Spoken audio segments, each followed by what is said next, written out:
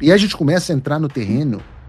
Ai, Flávio Bolsonaro quer uma interferência americana. Olha o governo Lula mandando gente para interferir nas nossas eleições através da censura, porque essa é a pauta significativa, a parte eleitoral.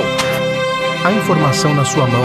Tudo o que você precisa saber, sem make nem fake. Sim, meus amigos, o Brasil, através do governo Lula, tinha uma representante nesse evento para discutir como eles podem te censurar ainda mais. A representante foi Mariana Ferreira Tielli, vice-cônsul do Brasil em São Francisco. E aí que é engraçado, porque eu cheguei lá no Congresso para uma reunião com eles, para a gente debater os dados e tal, e o que eles tinham. Aí eu sento na mesa de reunião e eles falam assim: você conhece Mariana Ferreira? Aí eu falei: conheço, claro. Mariana Ferreira, conheço, claro. Mariana Ferreira foi minha diretora de jornalismo na Jovem Pan. E hoje acho que ela está no SBT Brasil, mas foi minha diretora de jornalismo na Jovem Pan. Foi uma ótima diretora comigo, não tenho nenhuma reclamação, nunca interferiu uma vírgula no que eu falasse. Aí a reportagem: pois é, ela estava lá na reunião sobre censura na universidade. Eu falei assim: a Mariana, a Mari? Não era outra Mariana Ferreira, essa era Mariana Ferreira Tielli, que é vice-cônsul do Brasil, que estava lá, e tinham várias, aquele Julian Eamon Grant, a comissária de e-safety da Austrália, Gerard Graff, enviado sênior da União Europeia para assuntos digitais, Julia Geneletti, responsável pelas políticas do famigerado Digital Service Act, Jonathan Porter, assessor econômico sênior do Office of Communication do Reino Unido. Ora, pega aí, Brasil, Austrália, União Europeia e Reino Unido. Coincidentemente, os países, ou bloco de países, que mais contribuíram para o complexo industrial da censura exposto pelo governo Trump. E sabe o que os americanos disseram sobre o objetivo desse evento? Eu vou ler aqui para vocês no relatório.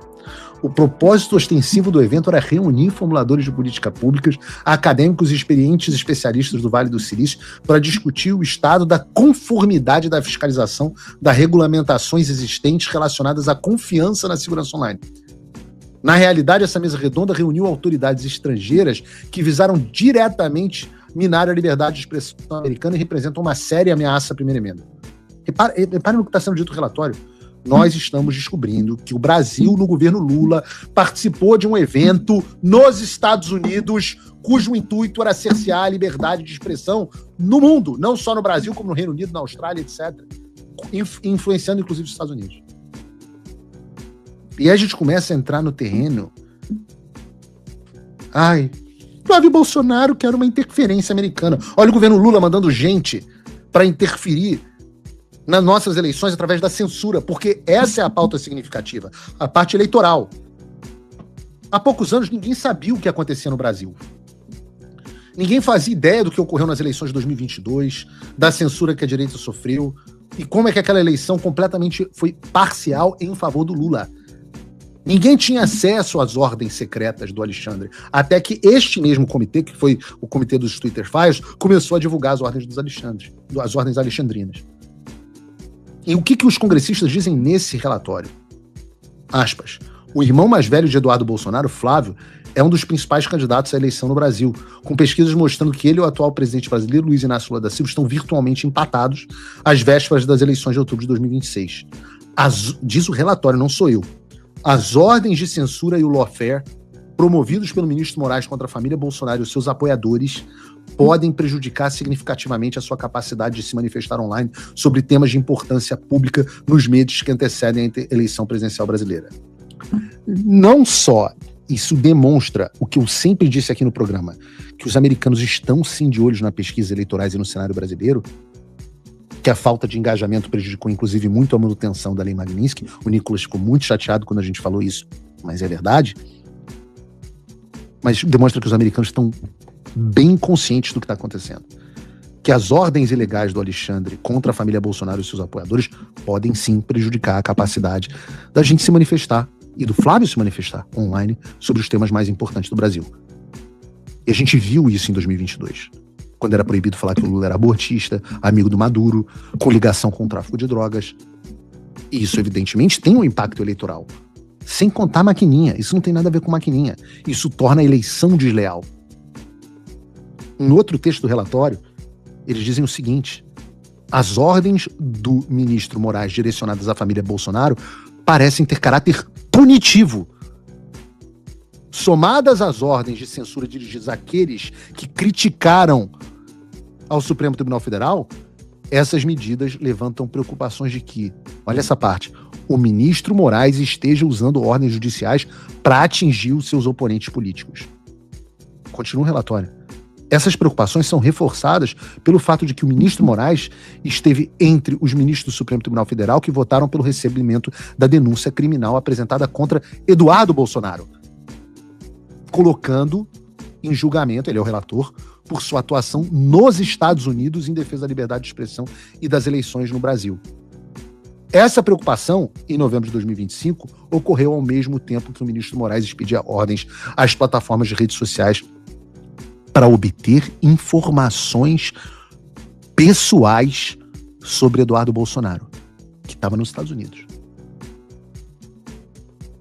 Vocês sabiam disso?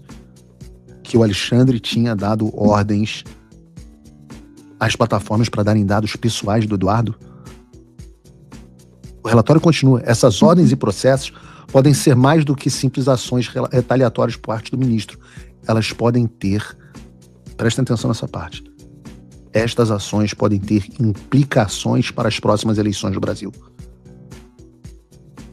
Embora Eduardo Bolsonaro atualmente resida nos Estados Unidos para defender o seu pai e evitar uma perseguição politizada no Brasil, seu irmão mais velho, Flávio Bolsonaro, é um dos principais candidatos às eleições presidenciais. E aí entra aquele trecho que eu disse. Faz um momento dessas ordens de censura contra a família Bolsonaro, que impedem a família de se manifestar livremente online nos meses que antecedem a eleição brasileira presidencial, pode levantar questionamentos sobre a lisura. O Congresso dos Estados Unidos está dizendo o seguinte: a máquina de censura do Alexandre de Moraes pode levantar questionamentos sobre a lisura da próxima eleição presidencial no Brasil. Eles continuam. Essas preocupações são ampliadas pelo fato de que o STF expediu ordens de censuras semelhantes contra conteúdo negativo contra o Lula durante a eleição de 2022, que acabou sendo decidida por uma margem estreita de menos de 2 pontos. Essa é a parte mais importante. As ordens do Alexandre sobre o Jair, o Eduardo, o Flávio, não são ordens legais, são ordens punitivas para prejudicar adversários políticos. E isso pode ter implicações para as eleições de 2026. Fala o que o Flávio pediu no seu discurso no CIPEC? Que queria liberdade para o povo se expressar e queria eleições limpas. O que 5 dias depois o relatório do Congresso dos Estados Unidos diz? Que há um perigo das nossas eleições não serem limpas e nós não temos liberdade de expressão, como não tivemos em 2022. Flávio e Lula estão empatados na pesquisa, e aí você vai lá e impede o Flávio, ou o grupo político dele, o próprio Jair Bolsonaro, o maior fenômeno das redes sociais no Brasil, está proibido de usar redes sociais. Proíbe de manifestar sobre diversos assuntos que podem favorecer e prejudicar o Lula. Que eleição livre é essa? Eu repito, a gente já viu isso em 2022. Qual era a diferença? A diferença é que em 2022 o Congresso americano não sabia nem que o Brasil existia. Pelo contrário, em 2022 o Congresso era de maioria democrata e o Congresso estava aprovando resolução para que nós não questionássemos o processo eleitoral. 4 anos depois, 180 graus. E você pode me perguntar o seguinte: mas o que vai acontecer agora? É simples, você precisa entender as coisas para não gerar expectativa que não é baseada na realidade. Antes da gente chegar a Magnitsky, o que a gente teve que fazer? Foram várias audiências públicas, foram reuniões privadas, foram inúmeros relatórios, essa é a parte 3, foram correções de texto, checagem de referência, tem uma burocracia e bastidores que não tem como explicar. Então, tudo que nós fazemos precisa passar pela produção de documentos que oficializam a situação. Agora, a situação do Brasil deixa de ser uma opinião do Paulo Figueiredo e passa a ser uma opinião do Departamento de Estado e do Congresso dos Estados Unidos. Então não é um relatório que vai prender o Alexandre de Moraes, mas vai produzir os documentos oficiais reconhecendo a situação para que, a partir disso, os diferentes órgãos tenham capacidade e legitimidade para tomar as decisões. Existem impactos imediatos, né? O primeiro deles é que a ditadura brasileira não consegue mais se esconder. E eu digo isso aqui, Alexandre, Eu ainda não tenho condições de te prender ou de te impeachment. Eu ainda não tenho essa capacidade. Mas eu tenho, graças a Deus, a capacidade de fazer com que todos os seus sigilos de ordens clandestinas sejam expostos para todo mundo. É melhor hoje, Alexandre, você emitir ordens abertas ao público. Porque as suas ordens clandestinas, eu vou trabalhar para que todas sejam expostas. Ai, não gostei. Ai, é um absurdo. Mas você pode me xingar no plenário, você já fez. Você pode mandar o Departamento de Justiça aqui dos Estados Unidos cooperar com você. Já mandou quantos pedidos de cooperação? 4? Pelo que eu li no jornal, 4. Vai mandar o 5º agora? Você pode fazer isso. Reclama com o Trump. Pede pro Joesley reclamar com o Trump. Pro Lula. Pede pro Lula ligar pro Trump e reclamar. Esse Paulo Figueiredo fica expondo as minhas ordens, isso é um absurdo. O fato é que hoje todo mundo sabe quem você é. Todo mundo sabe que o Alexandre de Moraes é um ditador. Eu não preciso mais explicar. Antigamente eu ficava assim, tendo que explicar quem era, quem, não sei o que, babá. Hoje eu chego nas reuniões e as pessoas já falam do Alexandre. Aquele careca com a cara de vilão de filme, né? Ora, você não consegue combater um problema que você não sabe que existe. E hoje, o mundo já sabe que existe. E quando o mundo já sabe que existe, por exemplo, um outro efeito difícil às vezes das pessoas entenderem. Todos os processos de asilo, inclusive os que a gente faz na Imigrex, todos os processos de proteção de pessoas, por exemplo, contra a lista da Interpol, todos os processos envolvendo, por exemplo, no caso do Eduardo agora, todos os processos são de documentos. Se o Alexandre hoje quiser emitir uma ordem de prisão contra o Eduardo Bolsonaro e colocar o nome dele na Interpol, o Eduardo tem documentação oficial do Congresso dos Estados Unidos para dizer que ele está sofrendo uma perseguição política. Na dúvida, a Interpol não aceita. Então você tira o poder do Alexandre. Você garante vários casos de asilo aqui. Mas essa parte é a parte inglória, digamos assim, do trabalho. As pessoas não veem, produzir relatório, produzir política pública, criar um entendimento sobre o tema. Então, um alarme destes sendo suado sobre a censura no Brasil é muito relevante para a gente e precede ações. Ações de que tipo? Magnitsky, Paulo? Eu falo, olha, as nossas 2 prioridades desse ano são as que o Flávio disse no discurso dele. Liberdade de expressão e observação do processo eleitoral. Que são justamente o quê? Os 2 grandes objetos desse relatório.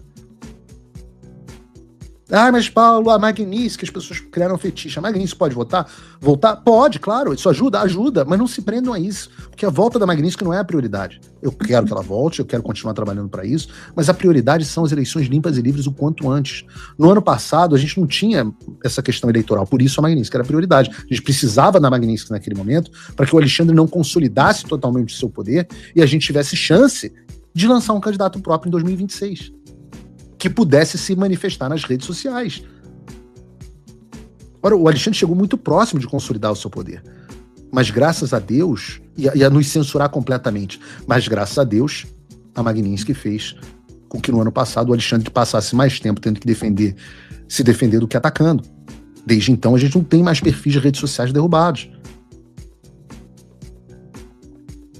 Assim como a Magnitsky causou o conflito entre o Alexandre e o sistema, que hoje nos brindou com o escândalo do Banco Master. Isso é a tal da estratégia de fricção. Ano passado foi um ano de fricção pura e simples. Nós não tínhamos como ganhar a guerra, nós não tínhamos expectativa de poder.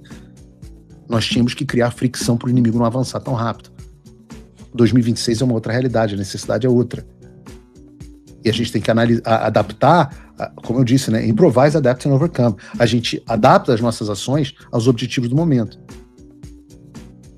E eu digo que se você olhar o programa, tenta analisar a coisa de uma forma holística, integral. Olha o programa de hoje. A gente falou do CPEC, a gente falou do relatório do Departamento de Estado e agora do relatório do Congresso americano. Se você for um pouco observador, você vai ver a direção na qual as coisas estão andando. E se você tiver uma ideia melhor, fica à vontade de fazer o que você acha melhor. Eu sou todo ouvidos, inclusive, e nada te impede as pessoas, Paulo, isso não serve, não tem problema. Arregaça as mangas aí e faz alguma coisa que importa. Porque Porque claro que eu queria voto impresso, é claro que eu queria impeachment do Alexandre, é claro que eu queria que a CPI do INSS continuasse. Mas a verdade é que eu não sou sequer nem congressista, né? Essas coisas estão completamente fora do meu alcance. Então, em vez de reclamar as coisas, em vez de eu ficar reclamando das coisas que não estão ao meu alcance, a decisão que eu tomo é fazer o que está dentro das minhas possibilidades, e eu acho que, graças a Deus, estou conseguindo entregar.